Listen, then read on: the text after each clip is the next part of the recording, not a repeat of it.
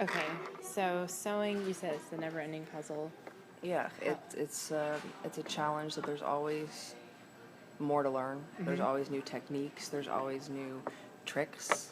Um, Sometimes even shortcuts that usually work out fairly well.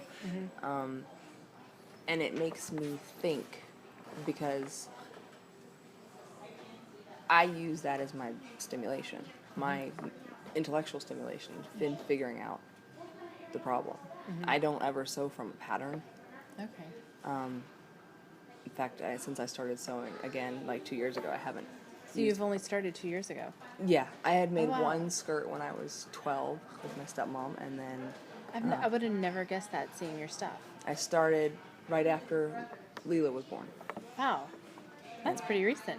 Yeah. So what made you start? I started sewing cloth diapers for her and diaper covers. To save money? Or Yes. was there another reason? No, to save money. Wow, Yeah.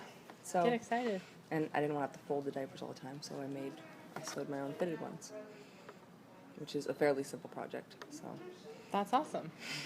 So outside of just, okay, I need to save money, I need to do this, was there any other reason? I always was really into architecture and Okay. drafting, and to me, making my own patterns, especially for garments, is like the ultimate in drafting because sewing, unlike most architecture, is not flat. Okay. So you have to account for curves on the human body. So Right. it's like this added level of intricacy that really appeals to me. Okay. So I'm hearing you say that you like the challenge of it and the intellectual stimulation of it. What keeps you sewing? Like once you started, so you started making the diapers and everything. After that, what happened that stimulated you more into going further? Well, I make a lot of things as gifts for people. And so I get a lot of enjoyment out of seeing their enjoyment in whatever I make, especially my kids. You know, I'll make them. I made my son a backpack that's got his name on it, and it's his special backpack, you know, and he really enjoyed that. And so just the enjoyment I get from seeing people's reactions, basically, and because I started noticing that a lot of the things I saw in the store. My joke with Alan is that it's my famous last words. I could make that. Yeah. Yeah. So, I can make things exactly the way that I want them made, in the exact patterns or fabrics, instead of having to be conformed to just what I can buy. Right. So, plus, it's a lot easier for me to just go downstairs to my fabric stash and pull out some fabric and make up what I want, because a lot of things I make are really quick. You know, you can make pot holders, and you can make. Lately, I've been making purses and wallets, but and quilts. So, which is, I don't know, easier for me. Yeah. Yeah. Because it's easier for me to sit down and sew it than it is to go to the store with 3 kids. Amen. You know what? You have a point. I can actually see that. Yeah.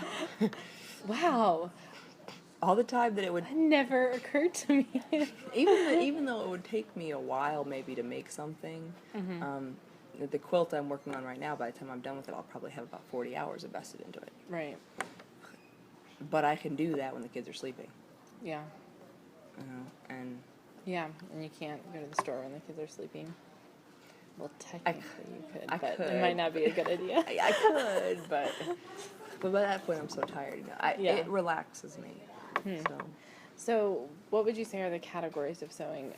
There's sewing with sewing machine, and then there's like what other? Well, there's hand sewing. There's embroidery, which I guess would be hand sewing, but that's more decorative. And then there's machine sewing, but there's more different categories of what you're making than how you're making it. Okay, so what rather than process? Yeah, probably So what do you mean by that? like household goods. Okay. Would be, you know, like towels, pot holders, sheets, pillowcases, comforters, or like quilts, those kind of things. And then you have garments, so that would be any kind of clothing. And then you have probably like accessories, I guess, would be other random things that really don't fall into those categories. Okay. So that would be like purses, day planners. So you like- do hand sewing for your day planners? No, I do machine sewing as much as possible. Okay. I will hand sew something if I have to, but I don't have a whole lot of patience. Yeah. Okay. And it takes longer. So then, like, the fields of, like, knitting and crocheting, those are related to sewing, but are not the same thing, obviously. Right, they're kind of their own category, and I Yeah. do knit and crochet as well. Yeah. How long have you been doing those? I have been knitting since I was 4, and I've been crocheting since I was 7. Yeah. So I don't do those very often, but I'm involved with them a lot because my mom teaches the knitting and crochet classes at Michael's. Oh, so I'm constantly hearing about it and seeing Yeah. her stuff Yeah. and having to proofread her patterns and Okay. so So earlier when you said that sewing is how do you say it? Sewing is a never-ending puzzle. Is that how would that be the metaphor you chose if you had to think of a metaphor for sewing? yeah, Okay. I would. Because I think you could learn about sewing, the different techniques and the different things you can make. I think you could learn about that stuff for your entire life and never know all of it. There are people who learn all about quilting for their whole life and they still don't know all there is to know. Right. I mean, they still don't know every single block that you could make or every single arrangement or layout that you could use. Yeah. So if somebody, so can you give us an example? Because you're a homeschooling mom, you are married, and for a while you were a single mom and a homeschooling mom, and I you work from home. And you work from home. So how in the world does someone like yourself, as busy as you are, find time to engage in this art? I do it in bits and pieces. So, I may spend the morning doing homeschool with the kids, and then I give them recess for 30 minutes, and for 30 minutes, I work on my sewing before lunch. I do a lot of sewing at night after they go to bed, or in the evening when my husband's around. It just, it's like anything else in life. If you really want to do it and you're really passionate about it, you find the time. Yeah. So what would you say to someone who said, well, if I can't, I would have trouble focusing for 30 minutes, or I couldn't just stop and go. My mind doesn't work that way. What encouragement would you give them to, because what I'm hearing you say is that you have to find, in our season of homeschooling, you have to find the bits and pieces. Otherwise, it's probably not going to be doable. Well, that's kind of the great thing about sewing, is because any one project in sewing is made up of so many different steps and different pieces, parts. It's easy, even if your mind doesn't start and stop like that. If you laid out your sewing project by the different steps of it or the different pieces, then you could just do one step at a time. And so, like for the quilt I'm making right now, the first thing what I had to do, I had to cut out all the pieces. But that's not going to be done. I had to cut 360 fabric squares for the front and 360 for the back, plus 360 batting. That's not something you're going to just sit down and do all at one time. Right. But it's easy to get up, sit down and do it, cut out a couple, cut out however many you can get out of one piece of fabric, and then get up and go do something else. Yeah. And it builds over time. What kind of space do you have for your sewing? I have a desk that is probably about 5 feet long, but maybe 3 feet deep. And that's my sewing table. Do you have like a separate room for it? It's in the corner of my living room. Yeah. Have you always had that kind of space? Has there ever been a time with your sewing that you had to set up and break down and that sort of thing? I've worked at the kitchen table. Yeah. A lot. Yeah. Okay, so something simple. What about, I guess maybe something they're interested in too? Yes. Yeah. And And so what would be the top three outside of a simple pattern with straight lines that what would be the top three integration tips that you would give them, how to integrate it into the life of a busy homeschool mom? What ways could they use it that would be doubling up? You've already said several, so. Yeah, well, in just making things that they need around the house, really. Like for right now I need to make new pot holders because we keep burning ourselves on ours. It's a lot of people don't want to decorate their houses where they don't have the money to, and sewing is one way that you can do that, and you can do it to exactly your tastes and still stay on a minimal budget. The investment at that point is your time. Yeah. So, I mean, anything that you see in your house sewn, if you work on it and you practice, eventually you could make that yourself. So is how hard is sewing in your opinion? I think it's, Or what's the hardest part of it? I think really the hardest part of it probably for someone learning to sew or new to sewing is the basics of it, learning to sew a straight line. Learning how much pressure to put on the sewing pedal. Basic things like that, what kind of needle to use.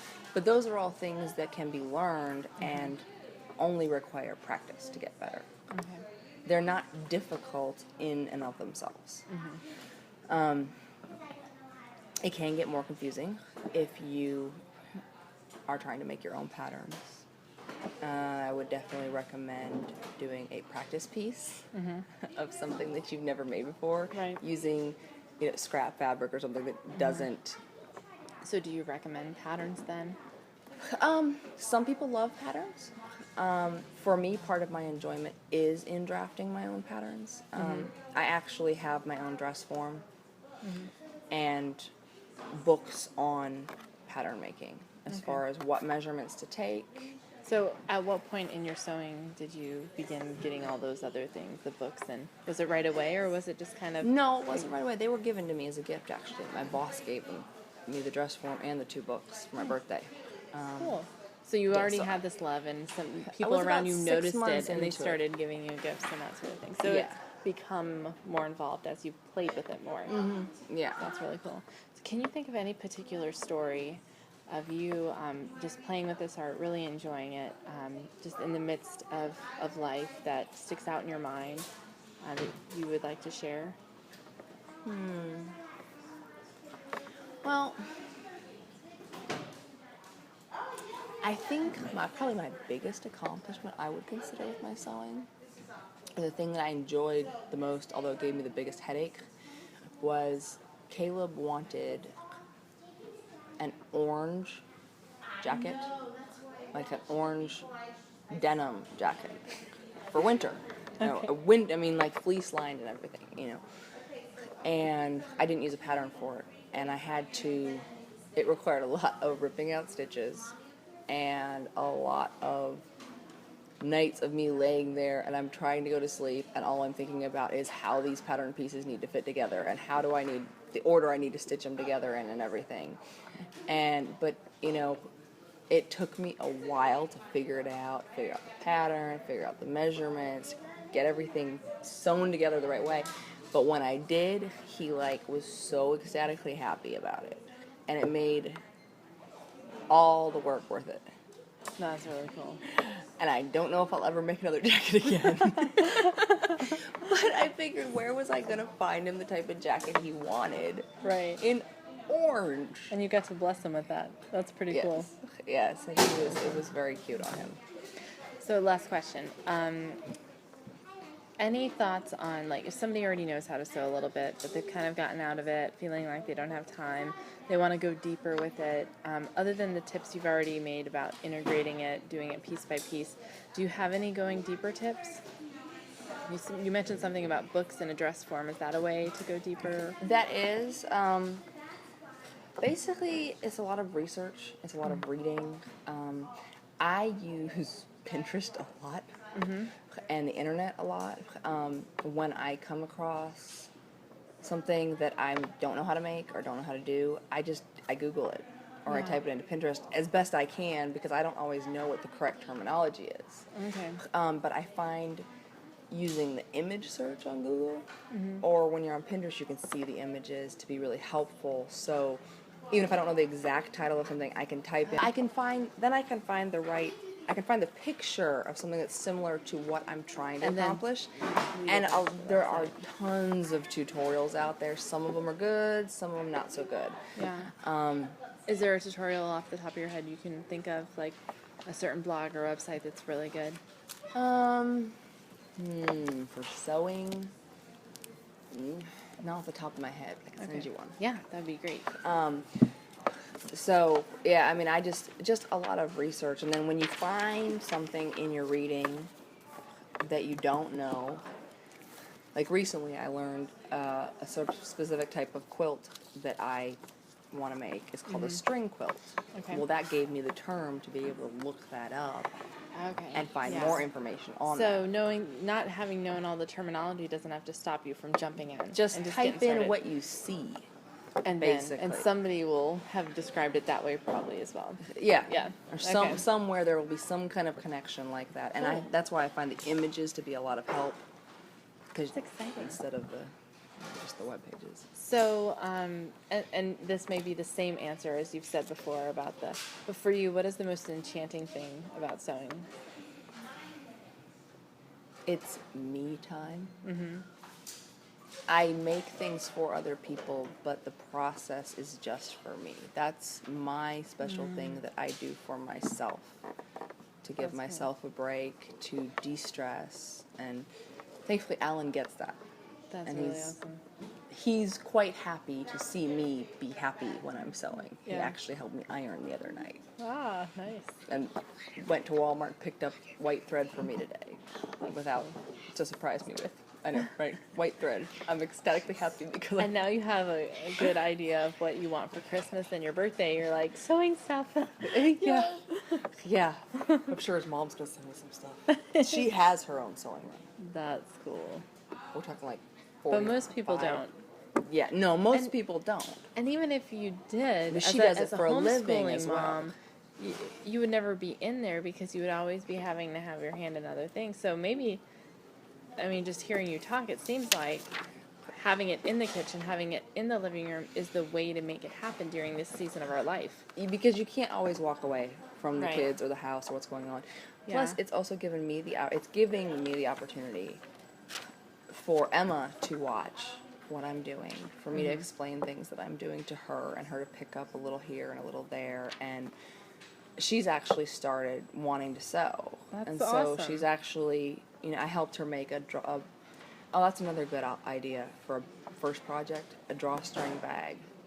Okay. Basic drawstring bag, and you can find easy tutorials online. There's tons of them for it. I mean, it's very few. What about like Barbie clothes and American Girl doll clothes? Are those pretty simple or are they more difficult? Those would not be my first attempt at a sewing project. They are difficult in the complexity, but they are extremely difficult in the size of what you're working with. I can see that. Okay. So bigger, straighter lines. Yes. Okay, that makes sense. Yes. Even things like a tank top. If you wanted to make a garment, just a tank top out of a basic knit fabric. Okay. Would be very simple. I'm excited. This is inspiring. So, okay, can you think of anything else you want to share with the readers about sewing, about making time, about being a busy homeschool mom and playing with arts? why do you think it's important to play with the arts? And any thoughts about any of that? I think that for a lot of homeschool moms, and even moms just in general who aren't homeschooling, any type of art, sewing included. I have a friend of mine who paints, loves to paint. We just paint for hours, and I think anything like that is a wonderful way for us busy moms to get that little piece of us time, that little piece of calm in the middle of the chaos. Yeah. And especially if you have a spouse that supports you, but even if you're a single parent, which I've Or been, have a spouse that isn't very supportive, or is super busy and doesn't have have the time, yeah. But even as a single mother, I started sewing when I was a single mom. And it's a few minutes that are just for you. Yeah. With all the other stuff that you do for the kids and the house and Yeah. your spouse and everything else. And so I think, for me, it's crucial to my Yeah. stress reduction. That's awesome. Sounds like you're also leaving a legacy too with your daughter and just showing, hey, that Well, that's a way to that's one of the other things, because I feel analogy like for so many things. there's so many things like sewing or knitting or crocheting that are being lost in this generation because people weren't taught it. It wasn't in our generation. They weren't taught to do these things. They weren't taught to cook the Yeah. same way people used to be. They weren't taught to sew. They weren't taught to fix things.